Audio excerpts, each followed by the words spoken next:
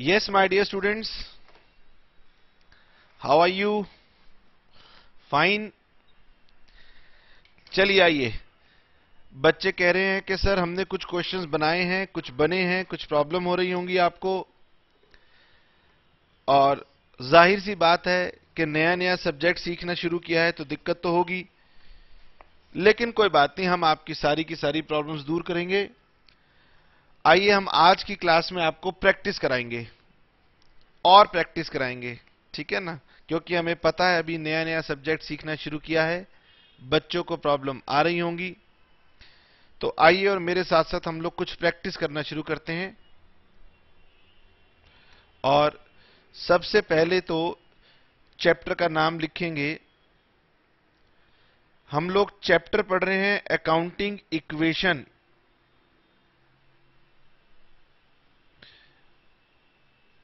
धीरे धीरे आप अकाउंटिंग में प्रोफिशिएंट होते जाएंगे, लेकिन इसके लिए समय लगेगा।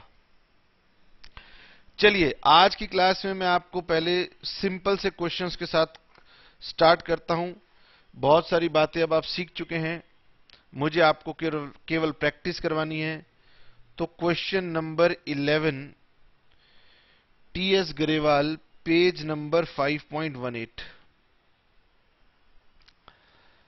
ठीक है, जिन बच्चों ने बना लिया है बहुत अच्छी बात है, वीडियो आगे कर लेंगे। जिन बच्चों से नहीं बना है वो मेरे साथ प्रैक्टिस करेंगे, और जो बनाना चाहते हैं वो वीडियो को रोक करके क्वेश्चंस को बना के देख लेंगे। बहुत सिंपल क्वेश्चन है।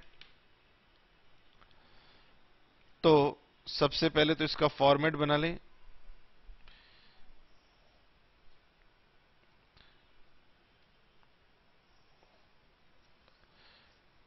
पहले आएगी ट्रांजैक्शन, फिर आएंगे एसेट्स और liabilities.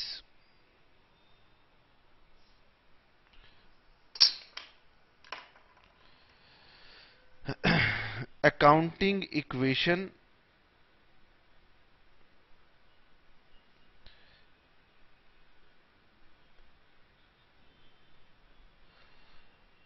Assets, liabilities.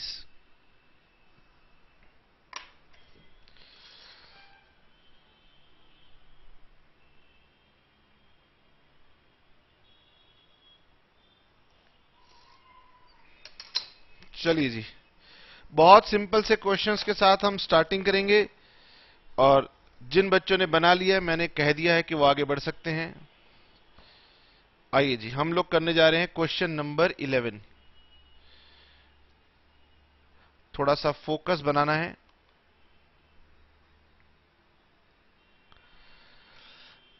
Show the effect of the following transactions on assets, liabilities and capital using the accounting equation. और क्वेश्चन कह रहा है कि आपको ना बैलेंस शीट भी बना के दिखानी है। तो हमने सब बातें वैसे तो बच्चों को सिखा रखी हैं।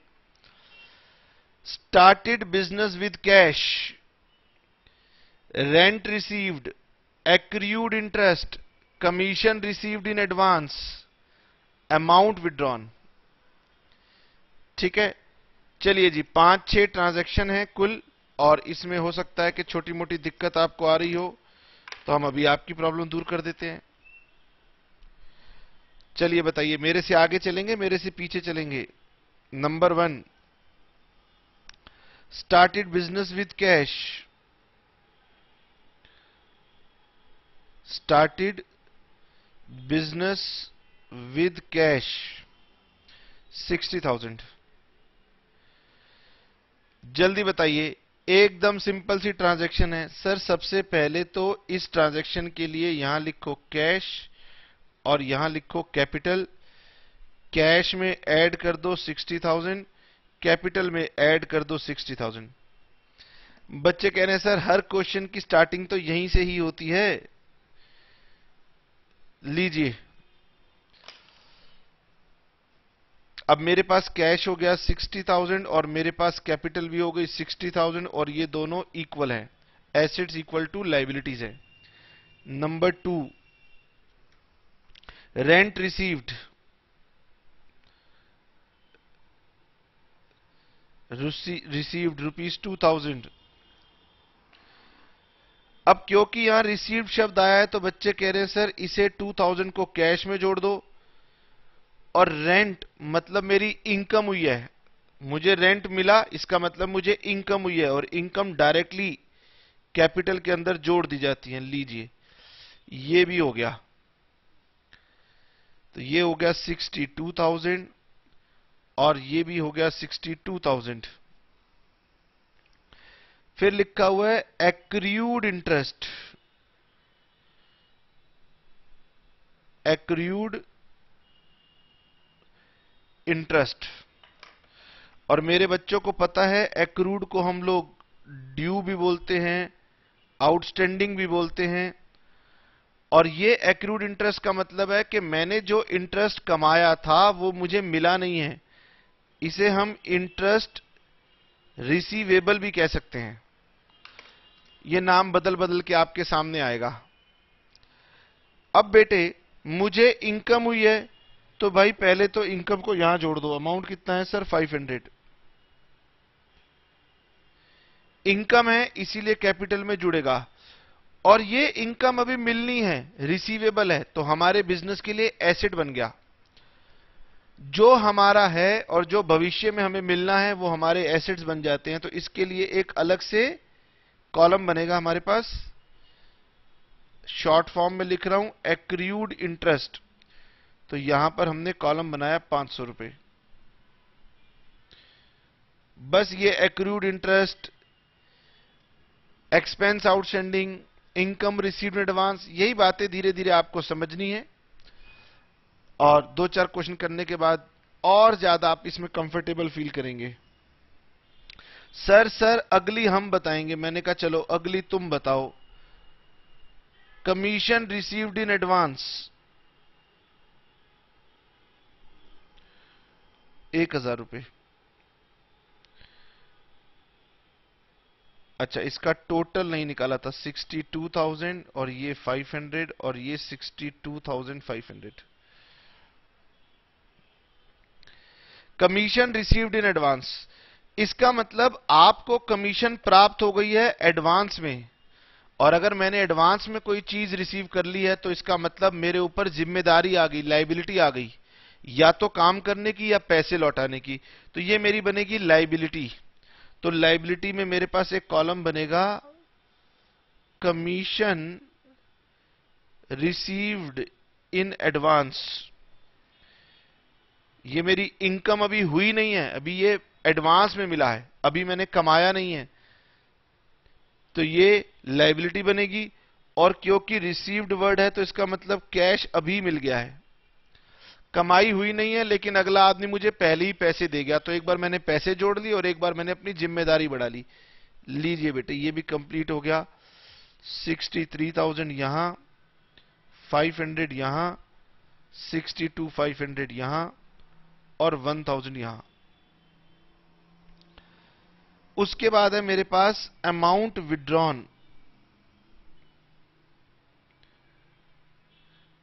अमाउंट विड्रॉन, अब क्योंकि मुझे कुछ नहीं लिखा तो इसे मैं मानूंगा विड्रॉन मैंने किया फॉर पर्सनल यूज।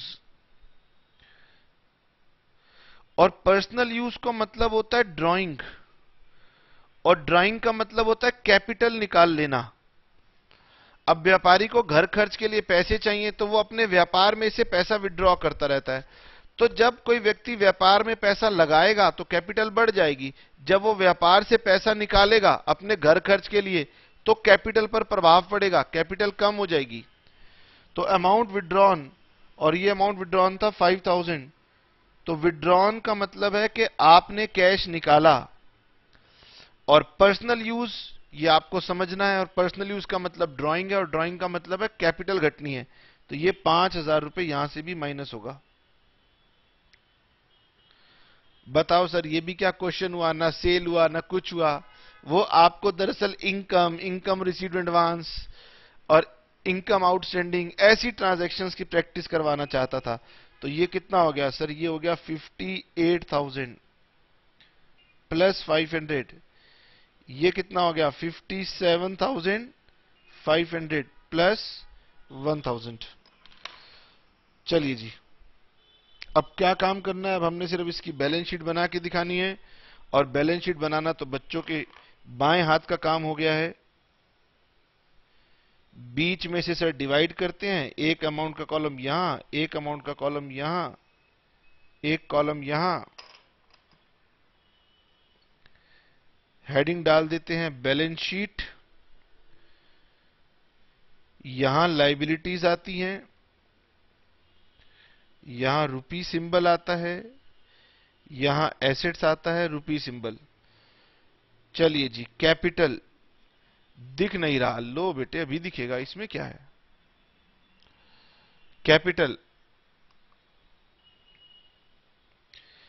57,500 और कमीशन रिसीव्ड इन एडवांस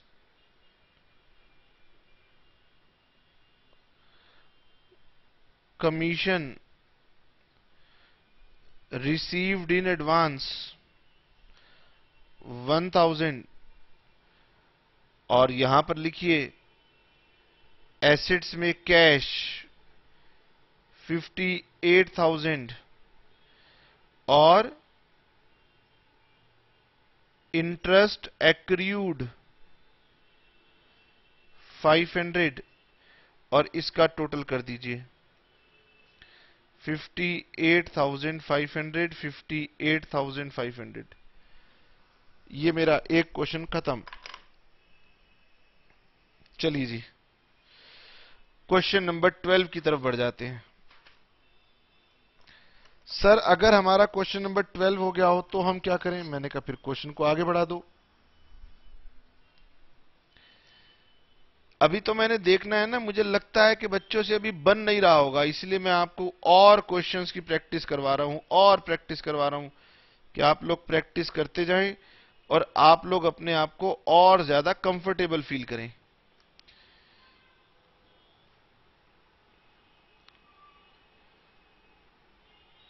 लीजिए बेटे, एक हिस्से में लिखेंगे कैपिटल एंड लायबिलिटीज, दूसरे हिस्से में लिख देंगे एसेट्स, और एसेट्स ज्यादातर थोड़े से ज्यादा हो सकते हैं, थोड़ा सा बड़ा कॉलम लिया। और अब मैं ट्रांजैक्शन का कॉलम ना छोटा बनाता जा रहा हूं, ठीक है, क्योंकि अब मैं जरा फास्टली काम करना चाहता हूं, तो मैं ट्रांजैक्शंस पूरी की पूरी लिखूंगा नहीं।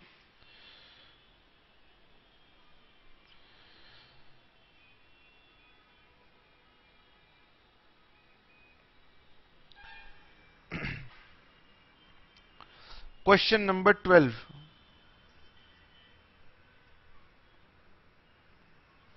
क्वेश्चन नंबर 12, पेज नंबर है 5.18। हेडिंग डालेंगे अकाउंटिंग इक्वेशन। एक तो बच्चों, जब आप एग्जाम में क्वेश्चन करेंगे तो सभी बच्चे मेरी बात ध्यान रखेंगे, क्वेश्चन को ऐसे घुमा के बनाएंगे, इससे आपको ना ज्यादा स्पेस मिलेगा। अब मैं घुमा नहीं सकता, मुझे दिक्कत होगी बनाने में, कैमरा बार बार मूव करना होगा, ठीक है। मैंने ट्रांजैक्शन का कॉलम छोटा बनाया है, आप रजिस्टर को घुमाइएगा और इसको बड़ा बनाइएगा। अब मैं जल्दी जल्दी काम करने के लिए क्या करूंगा, बस मैं नंबर लिखता जाऊंगा, ट्रांजैक्शन नंबर 1, और उसका इफेक्ट आपको बताता जाऊंगा। चलिए जी, मेरे साथ साथ शुरू हो जाएंगे। सबसे पहले क्वेश्चन नंबर 12 कह रहा है, अब ये फोकस की प्रॉब्लम आएगी।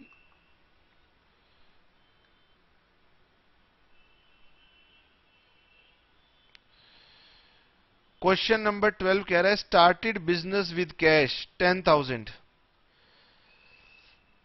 ठीक है। स्टार्टेड बिजनेस विद कैश 10,000, तो अब मैं क्या करूंगा, सीधा यहां नंबर डालता जाऊंगा, transaction number 1, started business with cash, तो एक बार कैश और एक बार कैपिटल, 10,000 यहां, 10,000 यहां।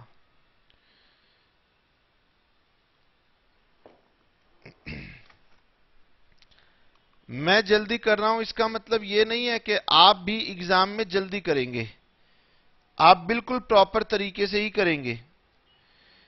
Transaction number 2, paid rent in advance 300, paid rent in advance. यहां ट्रांजैक्शन लिखना मत भूलना। मैं बार बार बताता रहूंगा कि भाई मैं जल्दी जल्दी अब काम करूंगा, वरना मुझे बहुत टाइम लगेगा, इसमें वीडियो बैंडविड्थ खर्च होती है। तो क्योंकि पेड वर्ड आ रहा है तो पहली बात यहां से माइनस करूंगा 300 रुपए, और क्योंकि रेंट मेरा खर्चा है और खर्चा मैंने एडवांस में दे दिया, तो मैं हकदार बन गया उस आदमी से अपना काम करवाने के लिए या उससे पैसे वापस लेने के लिए।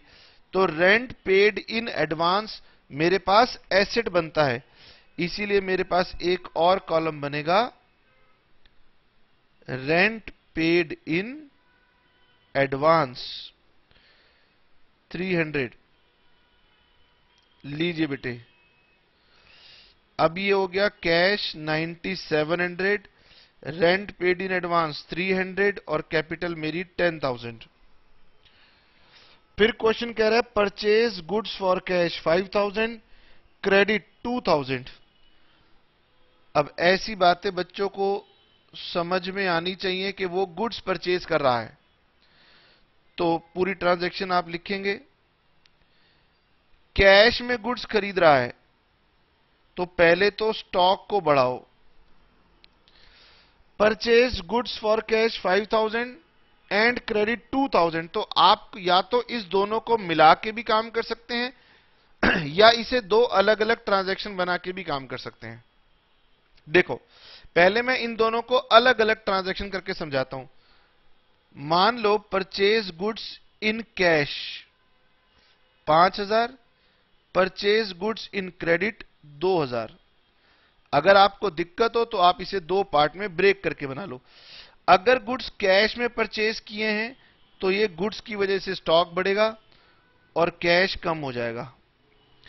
और जब हम क्रेडिट में गुड्स खरीदते हैं तो एक बार हमारा गुड्स बढ़ जाता है और हमारी लायबिलिटीज में एक हेडिंग बन जाती है क्रेडिटर्स। तो क्रेडिटर्स मेरे बढ़ जाएंगे 2,000 रुपए से। ये लीजिए, अगर आपको दिक्कत हो आप इसे दो पार्ट में ब्रेक करके बना लो। तो ये हुआ 4700, ये हुआ 300, मेरे पास गुड्स आ गए 7,000, कैपिटल अभी भी है 10,000 और मेरे क्रेडिटर्स हो गए 2,000। Sold goods for cash 8,000, costing 4,000। Simple सी ट्रांजैक्शन है, आपने गुड्स बेच दिए हैं 8,000 रुपए के, जिनकी लागत थी, कॉस्ट थी 4,000। सोल्ड गुड्स फॉर कैश, अच्छा तो इसका मतलब कैश बढ़ जाएगा 8,000 रुपए से, 8,000 कैश में प्लस होगा। ठीक है sir. Sold goods cost, goods की कॉस्ट गुड्स में से माइनस होगी, और अगर 4,000 के गुड्स 8,000 में सेल किए हैं, that means there is a profit of 4,000, और ये प्रॉफिट मेरी कैपिटल में प्लस होगा। ये लीजिए बेटे, 8 and 4 12,700,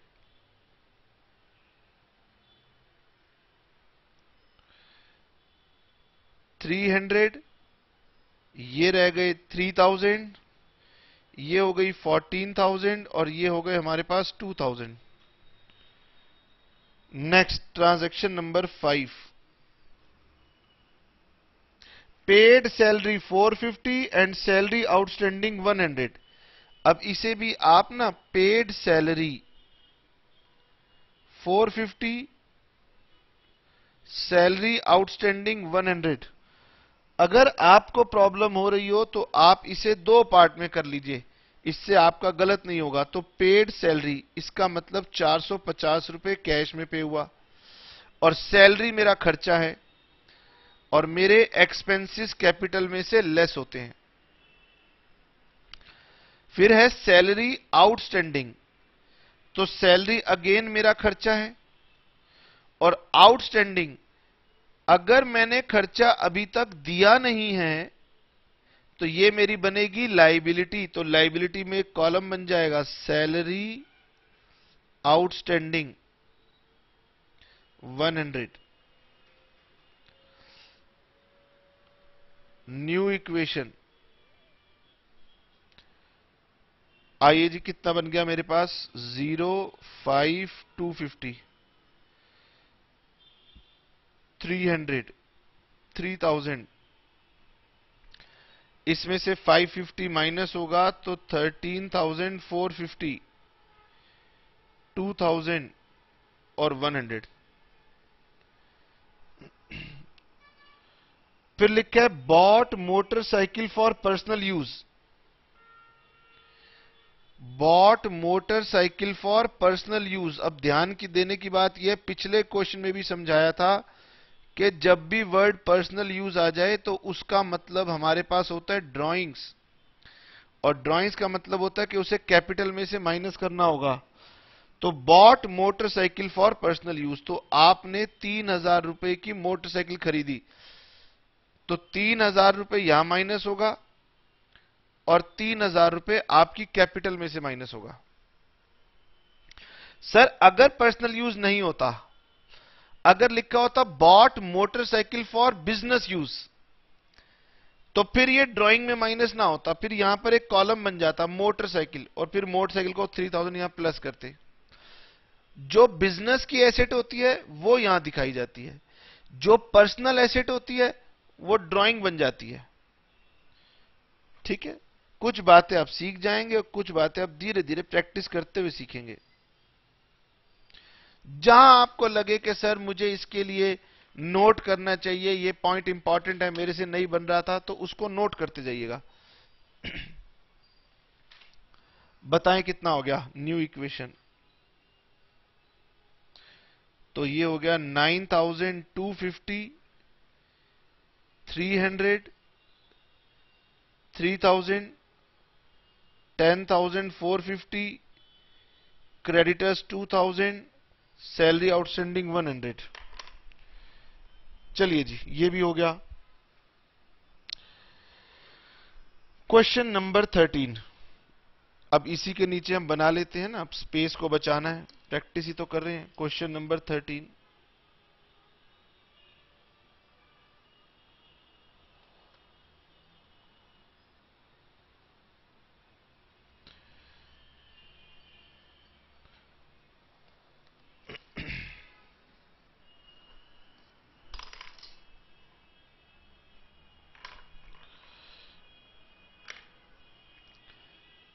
question number 13, page number है 5.18। Assets capital plus liabilities. हम लोग बनाने जा रहे हैं क्वेश्चन नंबर 13।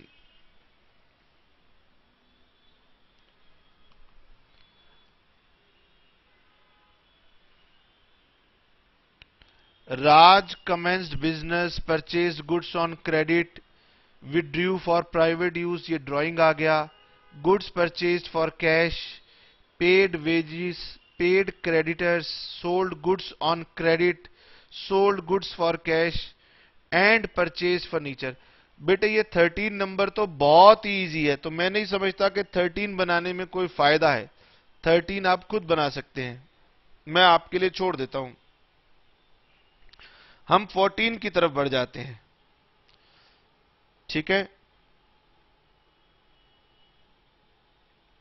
क्वेश्चन नंबर 14 बना लेते हैं। चलिए जी, क्वेश्चन नंबर 14 हम लोग बनाएंगे।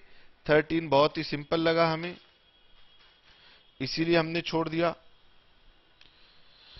अब सर क्वेश्चन बड़े होते जा रहे हैं, क्यों ना इसे घुमा के बना लिया जाए। कोशिश करते हैं कि शायद घूम के बन जाए हमारे से। घूम के कितना हम इसको बना सकते हैं, कोशिश करके देखते हैं बेटे। चलिए, जैसे तैसे मैनेज हो ही जाएगा। आइए जी, क्वेश्चन नंबर 14।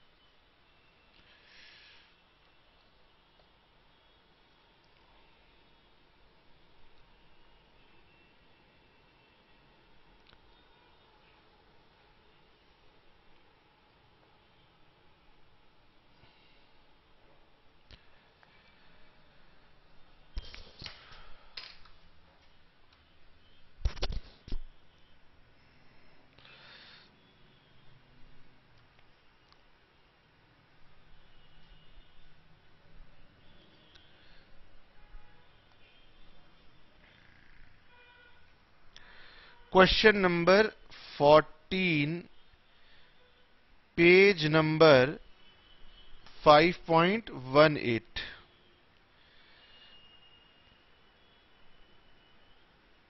ट्रांजैक्शंस, एसेट्स,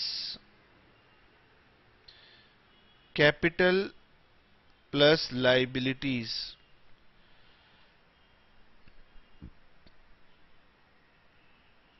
चलिए जी, थोड़ा सा दाएं बाएं करना पड़ेगा, लेकिन काम हो जाने की उम्मीद लग रही है।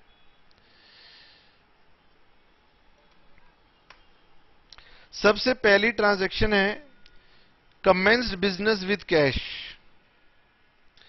ट्रांजैक्शन नंबर 1 हम लिखेंगे नहीं, कमेंस्ड बिजनेस विद कैश, तो एक बार कैश में जोड़ेंगे।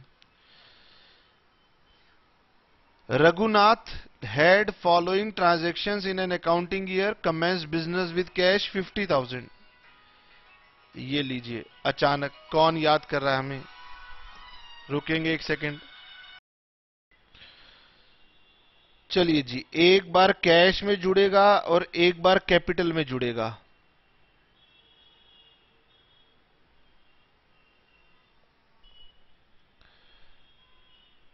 $50,000 न्यू इक्वेशन। फिर लिखा है paid into bank.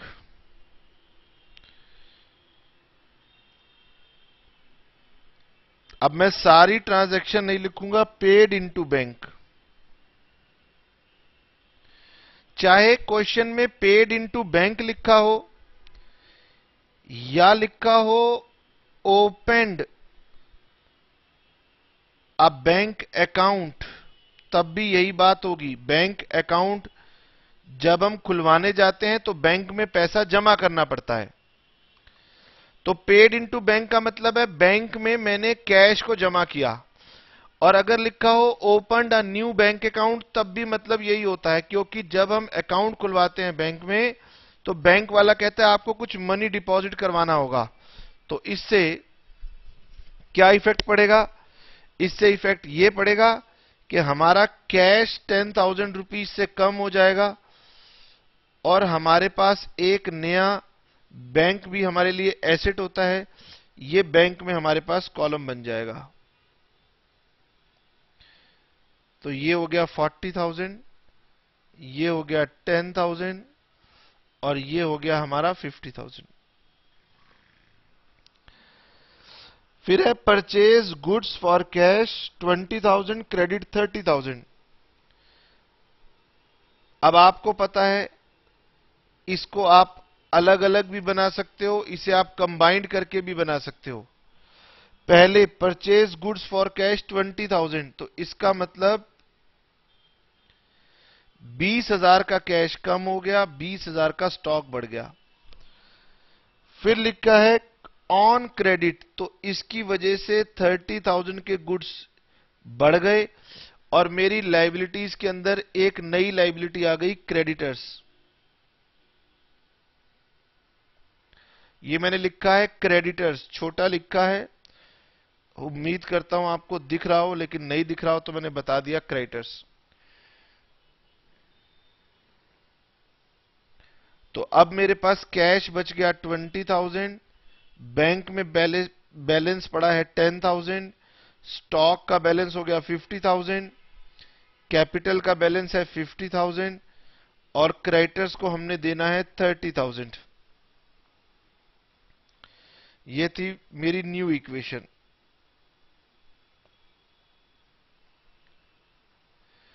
Transaction number 4,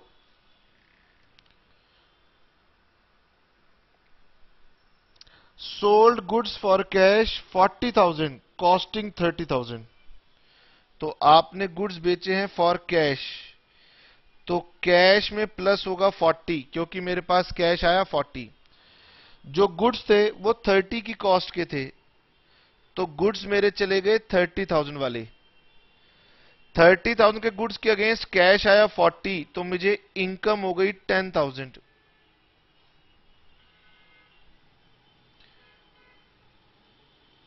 लीजिए, cash balance 60,000, bank balance 10,000, stock balance 20,000, capital balance 60,000 और क्रेडिटर्स का बैलेंस 30,000।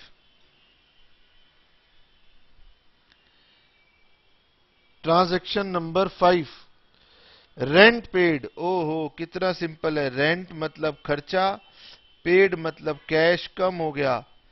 ये लो बेटे, ये तो इतना आसान था। लो,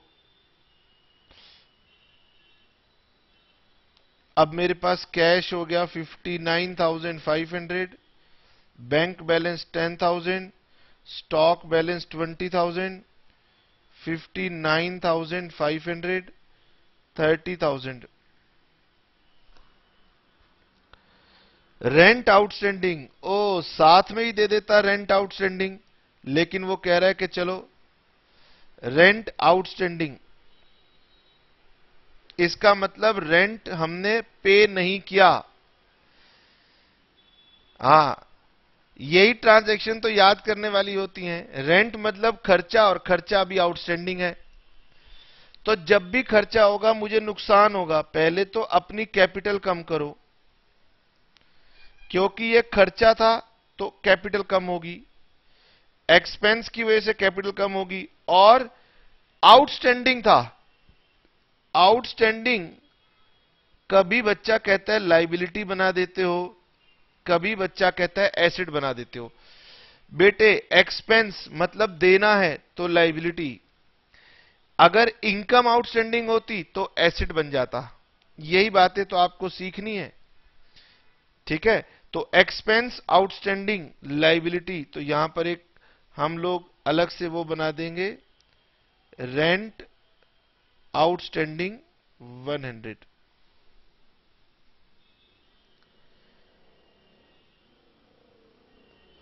तो 59,500, ये 10,000, ये 20,000, इसका मतलब एसेट में कोई फर्क नहीं पड़ा। 59,400, क्रेडिटर्स पे कोई फर्क नहीं है, और एक लाइबिलिटी मेरी और बढ़ गई। Transaction number 7, bought furniture for credit. Purchased furniture for credit,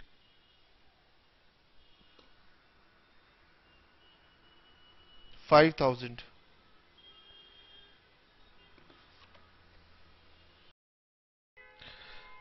purchased furniture on credit 5,000। बेटे, सबसे पहले तो एसेट्स में एक अलग से कॉलम बनेगा फर्नीचर। फर्नीचर 5,000, तो फर्नीचर में ऐड होगा 5,000।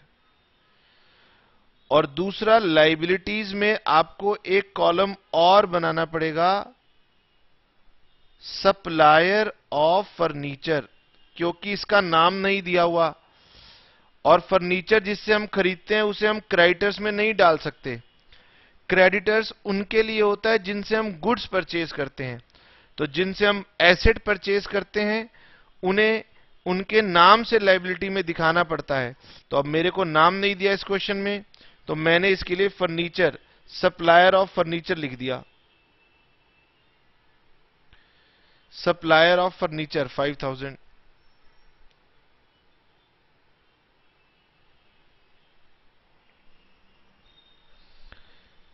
नेक्स्ट आइटम है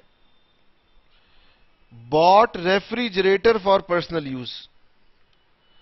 bought refrigerator for personal use, और हमें सबको पता है, हमने पिछले 2-3 क्वेश्चन में यह बात देख ली है कि जब भी पर्सनल यूज होगा ड्राइंग्स होगी, और ड्राइंग्स होगी तो कैपिटल में से माइनस होगा। Bought refrigerator for personal use, तो रेफ्रिजरेटर खरीदने में कैश का इस्तेमाल हुआ होगा, और पर्सनल यूज की वजह से ये हमारे कैपिटल में से लेस हो जाएगा। अच्छा, पिछली बार बैलेंस नहीं निकाला, तो ये हुआ 54,500, 10,000, 20,000, 5,000, 54,500, 30,000, 100, 5,000.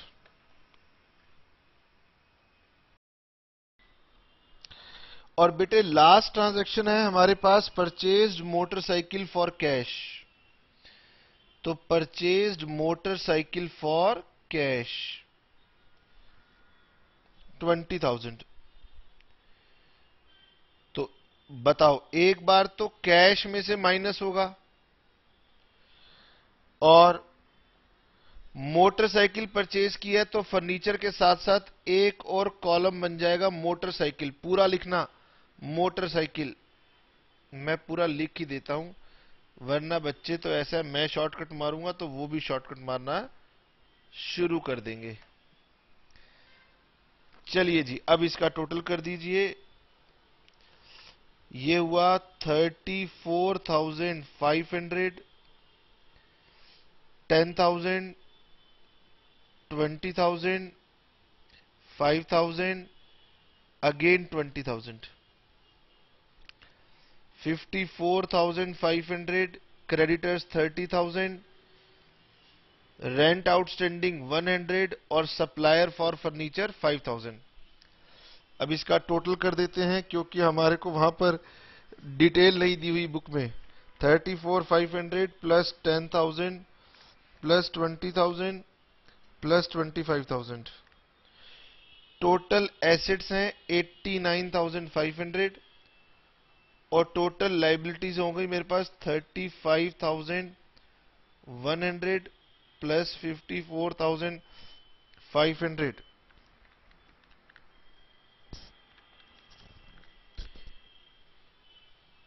ये तो 89,600 हो रहा है, तो इसका मतलब कहीं ना कहीं हमने टोटलिंग मिस्टेक कर डाली है क्या?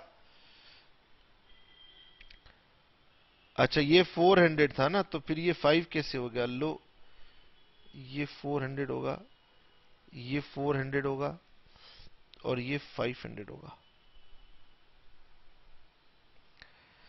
चलिए जी, ये हमने किया क्वेश्चन नंबर 14 और मैं उम्मीद करता हूं कि अगर आपने जेन्युइनली ट्राई किए होंगे तो ये सभी क्वेश्चन आपसे बन गए होंगे। आइए जी, अब मेरे साथ साथ हम लोग ट्राई करने जा रहे हैं। ये क्वेश्चन मैंने पहले भी बताया था, क्वेश्चन नंबर 16। हम ऑल दो इसे पहले भी कर चुके हैं, तो जिन बच्चों से बन गया हो वो स्किप कर देंगे, जिनसे नहीं बना हो वो मेरे साथ देख लेंगे।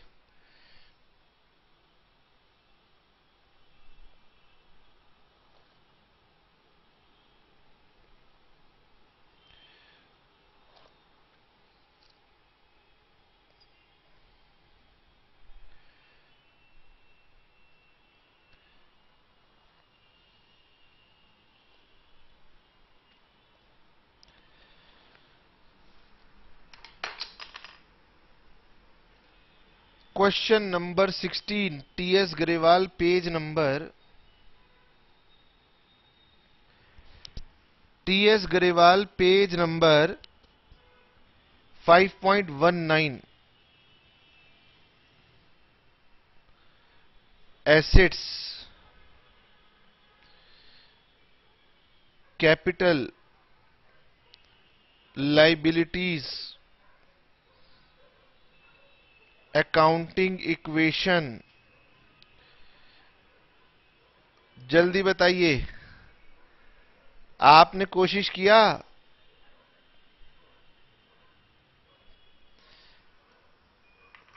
बच्चे कह रहे हैं हाँ हमने किया। मैंने कहा अच्छा, जिन बच्चों ने किया होगा बहुत अच्छी बात है।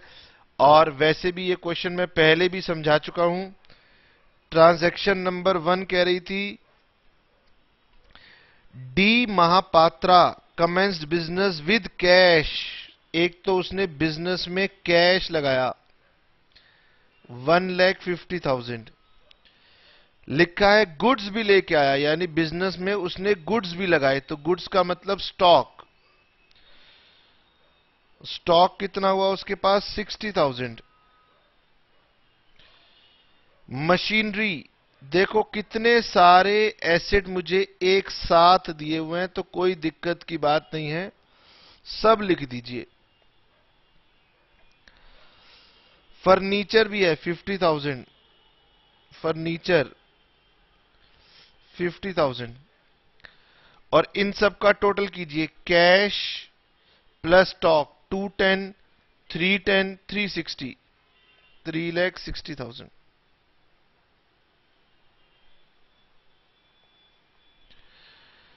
फिर लिखा है 1/3 of the above goods sold at profit of 10% on cost and half of the payment is received in cash.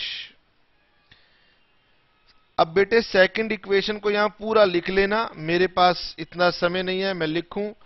उसने कहा कि 1/3 ऑफ द गुड्स हमने सोल्ड कर दिए, तो बेटे 60,000 के मेरे पास गुड्स थे, मैंने 1/3 गुड्स सेल कर दिए, तो इसका मतलब ये गुड्स 20,000 के गुड्स मैंने सेल कर दिए at profit of 10% on cost. Profit of 10% मैंने 10% एक्स्ट्रा लिया, तो ये बन गया 22,000। और क्वेश्चन कह रहा है कि हाफ पेमेंट आपने कैश में रिसीव कर ली। इसका मतलब ये दो पार्ट में होगा, एक तो 11,000 की सेल कैश हो गई और एक 11,000 की सेल क्रेडिट हो गई। अब आप इसे जैसे भी समझ के बनाना चाहें, आपकी मर्जी है। ये देखिए, टोटल मुझे 2,000 का प्रॉफिट हुआ है, टोटल मेरे 20,000 के स्टॉक की कमी आई है, 11,000 का मुझे कैश मिल गया और 11,000 के मेरे लास्ट में डेटर्स बन गए। मैंने शॉर्ट फॉर्म में डीआरएस लिख दिया डेटर्स के लिए, जगह कम थी मेरे पास, 11,000।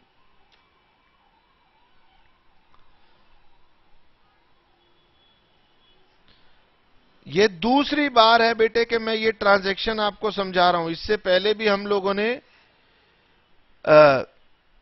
इस क्वेश्चन की चर्चा की थी। Depreciation on machinery provided at the rate of 10%। हम सब जानते हैं डेप्रीसिएशन, मैं बता चुका हूं कि हमारे जो एसेट्स होते हैं, कुछ एसेट्स होते हैं जैसे मशीनरी, फर्नीचर, उनकी कुछ वैल्यू कम हो जाती है तो हम उसे डेप्रीसिएशन का नाम देते हैं। तो हमारे पास डेप्रीसिएशन है, मशीन का डेप्रीसिएशन है 10%। इसका मतलब मशीन की वैल्यू में 10% की कमी आई है, तो ये मेरा नुकसान हुआ है। तो ये 10,000 रुपए की मशीन को कम कर दो और 10,000 रुपीज का लॉस हुआ है तो कैपिटल में से भी कम कर दो।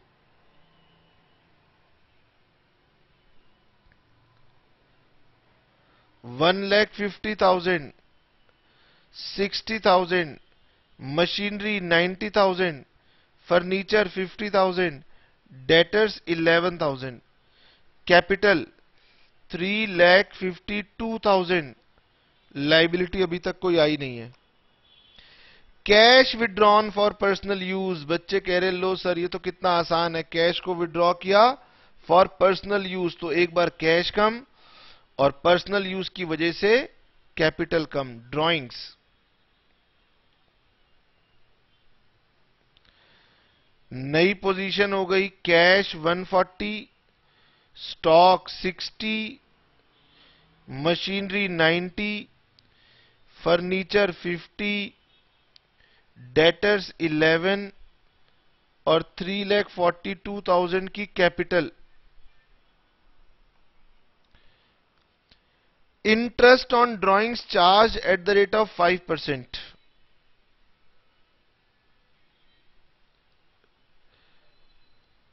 Interest on drawings.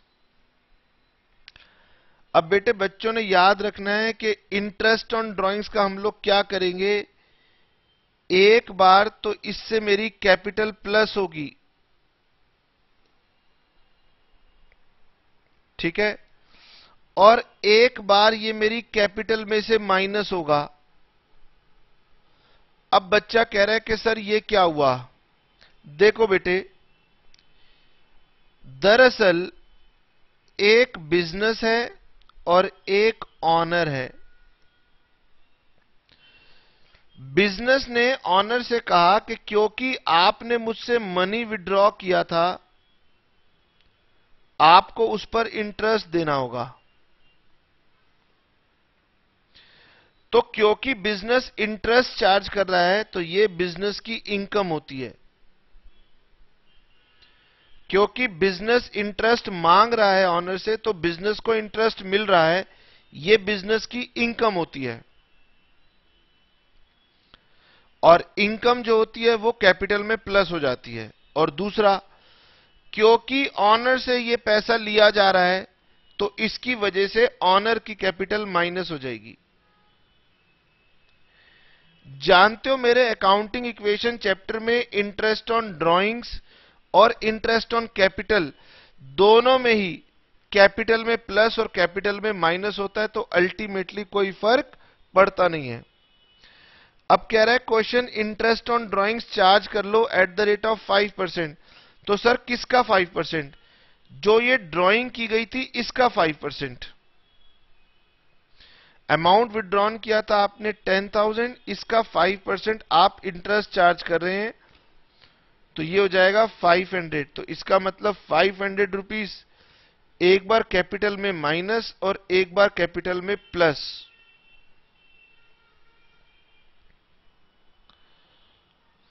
अच्छा जी, उसके बाद ट्रांजैक्शन नंबर 6। ट्रांजैक्शन नंबर 6 कह रही है goods sold to Gupta for 10,000 received BR for the same amount for 3 months. अब क्या है, बच्चों को अभी ज्यादा बातें पता नहीं है तो नई नई ट्रांजैक्शन आती जाएंगी। अब मैंने कहा था ये तो कुछ समय तक रहेगा, आपके सामने नई नई आइटम आती रहेंगी। Sold goods to Gupta, sold goods to Gupta for 10,000 and received BR for the same amount। अब यहां पर प्रॉब्लम यह है कि हमें यह तो दिया ही नहीं है कि ये गुड्स की कॉस्ट कितनी थी। सबसे पहली बात, ये दिया ही नहीं है कि गुड्स की कॉस्ट कितनी थी। तो मैं क्या कर सकता हूं, मैं मजबूर हूं, मुझे कुछ ना कुछ एजम्पशन लगा के काम करना पड़ेगा। यानी बच्चों को आज से एक नई बात सीखनी है कि अगर आपको लगे कि क्वेश्चन में कोई इंफॉर्मेशन कम है तो आपको एजम्पशन लगा के काम करना है। यानी आपने टीचर को समझाना है कि आपने क्या पूछा था, पूरी इंफॉर्मेशन मुझे मिल नहीं पाई, इसलिए जो अच्छा लगा वो कर दिया। अब इससे बच्चा घबराता है, तो घबराना नहीं है। मैंने गुड सोल्ड किए तो मेरा स्टॉक कम होगा, तो मैंने स्टॉक में से कम कर दिया। दिखाई दे रहा है आपको?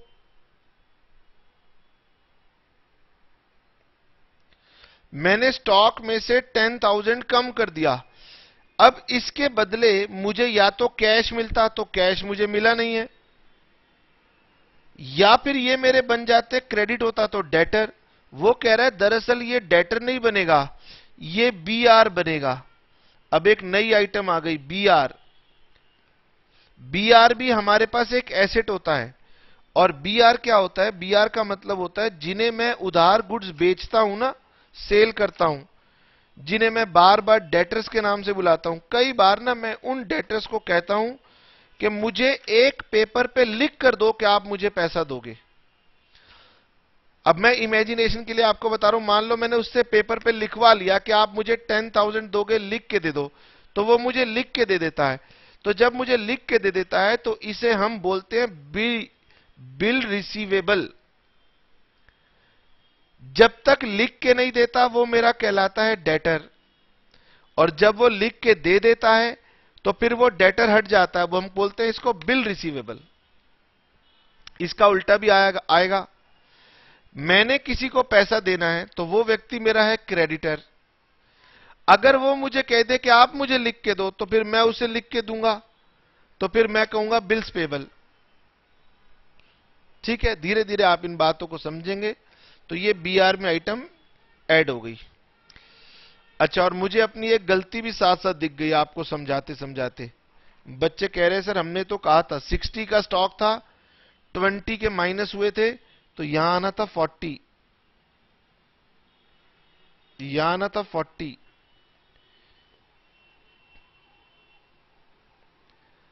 अब बताओ, ये चल रहा है मेरे पास कैश 140, स्टॉक हो गया मेरे पास 30, मशीनरी हो गई मेरे पास 90, फर्नीचर हो गया मेरे पास 50, डेटर्स चल रहे हैं 11,000, एक बीआर मेरे पास नया आ गया 10,000, कैपिटल चल रही है 3,42,000।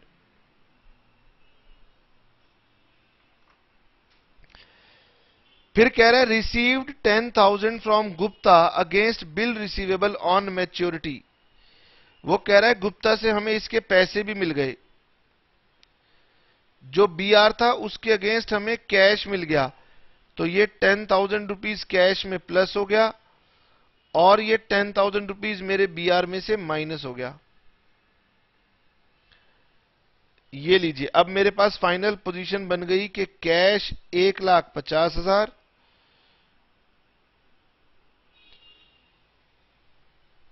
स्टॉक 30,000, मशीनरी 90,000,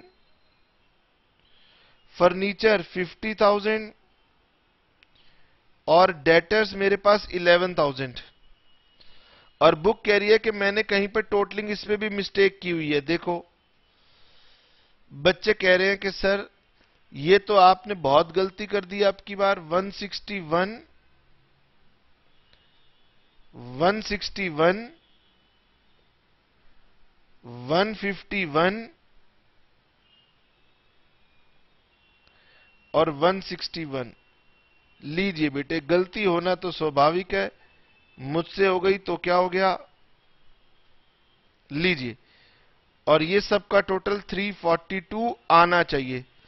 बट मेरा ऑब्जेक्टिव ये है कि आपको ट्रांजैक्शन कुछ कुछ समझ में आनी चाहिए। चलिए जी, इसके बाद है क्वेश्चन नंबर 17 है, क्वेश्चन नंबर 18 है। आइए जरा हम लोग क्वेश्चन नंबर 17 भी बना ही लेते हैं। कितनी देर लगेगी, 5-10 मिनट की बात है, तो क्वेश्चन नंबर 17 भी हमारा कंप्लीट हो सकता है। और इतने क्वेश्चन करने के बाद तो पक्की मैं उम्मीद कर सकता हूं कि मेरे बच्चों को अकाउंटिंग इक्वेशन पर थोड़ी बहुत कमांड आ गई होगी। और बच्चे कह रहे हैं सर थोड़ी बहुत नहीं, पूरी कमांड आ गई है।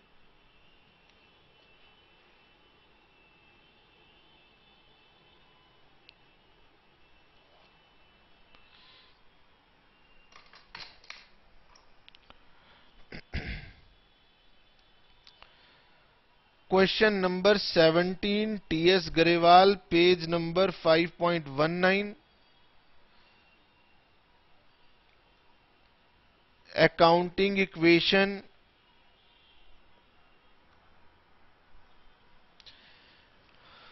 बड़ा क्वेश्चन है सर, कितनी जरूरत पड़ेगी?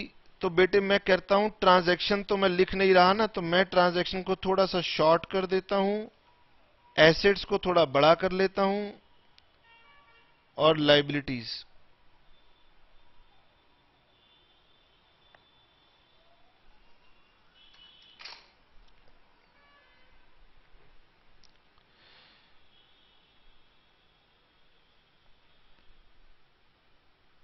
Capital,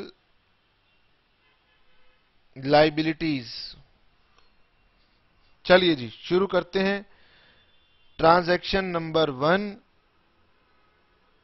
Sunil started business with cash. तो कितना आसान है ये तो सर, एक ही एसेट सिर्फ कैश लगाया।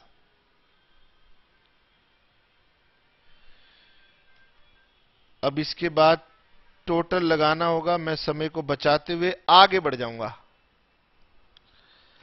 ही purchase building and furniture for 1 lakh. तो दोनों एक साथ दी हुई हैं। वो कह रहे हैं हमने 1 लाख रुपए खर्च किया और हमने बिल्डिंग और फर्नीचर दोनों खरीदे 1 लाख के। तो मुझे अलग अलग देना चाहिए था, क्वेश्चन ने ही अलग अलग नहीं दिया, तो मैंने भी साथ में लिख लिया। तो इसका मतलब कैश हो गया 50,000, बिल्डिंग और फर्नीचर हो गया मेरे पास 1 लाख, कैपिटल अभी भी है 150, अकाउंटिंग इक्वेशन है अभी भी टैलीड।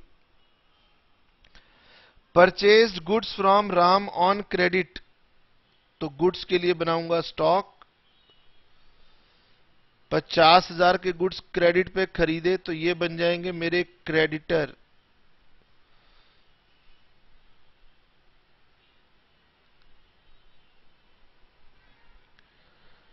न्यू इक्वेशन 50,000 का कैश, बिल्डिंग और furniture 1 lakh, stock 50, capital 150, creditors 50।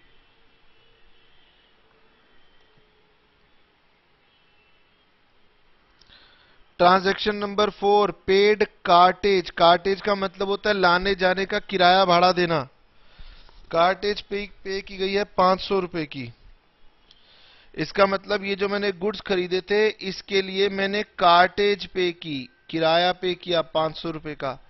तो कैश में 500 रुपए 500 लेस, कैपिटल में भी 500 रुपीज लेस,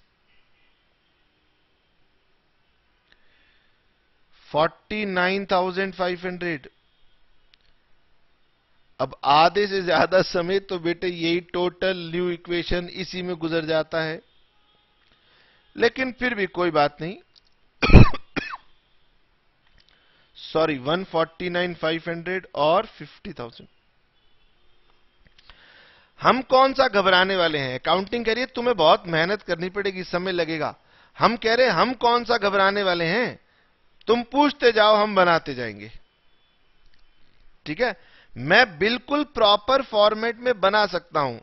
बना इसलिए नहीं रहा हूं क्योंकि इसमें समय ज्यादा लगेगा। समय ज्यादा लगेगा तो वीडियो की बैंडविड्थ ज्यादा लगती है। और मैं उम्मीद कर रहा हूं कि ये क्वेश्चन बहुत सारे बच्चों से बन गए होंगे, तो उन्हें इतनी इंटेंसिवली रिक्वायरमेंट नहीं है। बच्चे कह रहे यस सर हमें पता है। मैंने कहा वेरी वेरी गुड, अगला बनाओ। बातें कम। सर आप बातें करने कहां देते हो? ही sold goods to Shyam on credit. अच्छा जी, हमने क्रेडिट पे गुड्स बेचे, कॉस्टिंग 6,000 के फॉर 9,000। तो भाई हमने गुड्स बेचे हैं कॉस्टिंग 6,000। डेटर का नाम है श्याम, 9,000 और प्रॉफिट हो गया 3,000।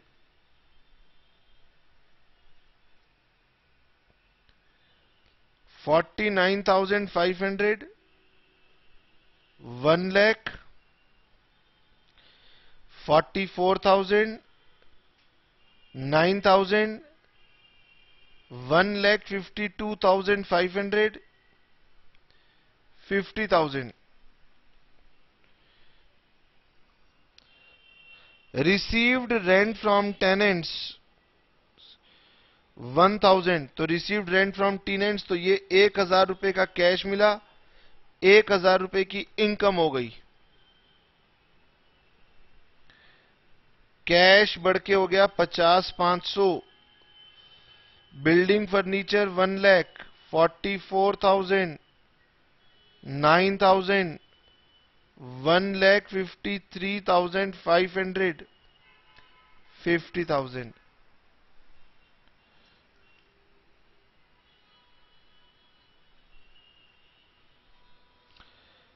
Purchase stationery for cash 100। Purchase stationery for cash. अब बार बार टोटल निकालने में समय नहीं लगा रहा मैं। Invested in shares personal. अब बेटे इन्वेस्टेड इन शेयर्स इसका मतलब उसने शेयर खरीदे। शेयर खरीदे तो 50,000 रुपए 50,000 का कैश खर्च हो गया। और अगर ये शेयर बिजनेस के लिए होते तो फिर मैं एसेट में कॉलम बनाता शेयर्स। लेकिन जब उसने लिखा है पर्सनल, और पर्सनल मैं आपको इस क्लास में कितनी बार बता चुका हूं कि जब भी पर्सनल यूज आएगा तो ड्राइंग्स मान ली जाएगी। तो वो पर्सनल है तो कैपिटल में से माइनस करेंगे। अब मैंने 7 और 8 दोनों एक साथ ले लिए तो कैश बच गया 400, building furniture 1 lakh, stock 44, debtor 9000, capital 1 lakh 3400 और प्लस 50,000। ट्रांजैक्शन नंबर 9,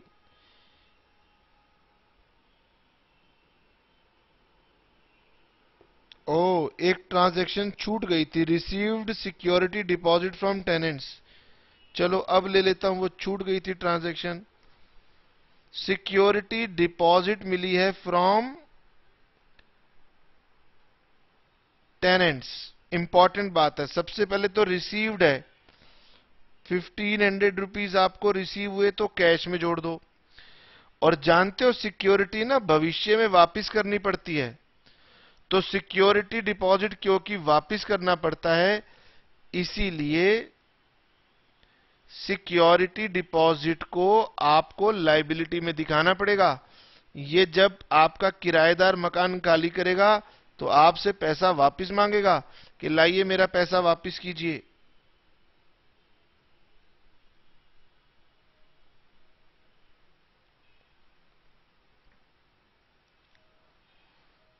लो बेटे, एक ट्रांजैक्शन छूट गई थी तो वो हमने अब बता दी, आप इसे सूटेबली एडजस्ट कर लेना, चेक कर लेना। चलिए जी, transaction number 10, received interest in cash. Received interest in cash, cash में जोड़ दीजिए 200 और इंटरेस्ट मिलना मतलब इनकम होना, तो कैपिटल में भी जोड़ दीजिए 200। इंट्रोड्यूस्ड फ्रेश कैपिटल, ड्राइंग्स का मतलब होता है निकाल लेना, और इंट्रोड्यूस फ्रेश कैपिटल उसका रिवर्स होता है। इसका मतलब ऑनर ने बिजनेस में और कैपिटल डाल दी, तो और कैपिटल डाल दी तो इससे मेरा कैश इंक्रीज हो गया, मेरी कैपिटल भी इंक्रीज हो गई। और फिर डिस्ट्रॉयड गुड्स बाय फायर, हमारा स्टॉक आग लगने की वजह से जल गया, तो मेरा स्टॉक जल गया तो स्टॉक में 500 रुपए लेस, और जल जाना तो नुकसान की बात है, तो इसलिए 500 रुपीज लेस। चलिए थोड़ा स्पेस कम पड़ा, लेकिन अल्टीमेटली हमने इसे पूरा कर लिया।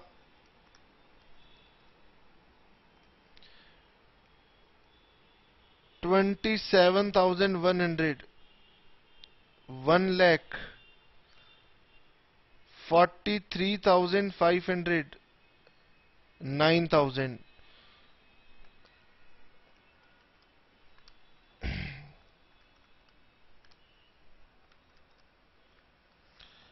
ये टोटल आ रहा है 179,600, और ये हमारी बुक के साथ मैच कर गया, तो हमने कोई गलती नहीं की, और हम गलती नहीं करी, बुक ने गलती नहीं की। ओहो, अच्छा कैपिटल चेक करते हैं, 1,03,400 प्लस 25,200 और माइनस 500, कैपिटल आता है 128,100,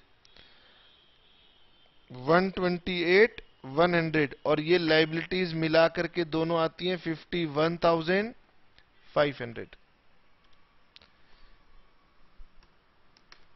चलिए, मैंने काफी आपको प्रैक्टिस करवा दी। क्वेश्चन नंबर 18, 19, 20 आपका अभी भी रह गया, मैं उम्मीद करता हूं कि आपसे बन जाएगा। ठीक है, चलिए टाटा बाय बाय।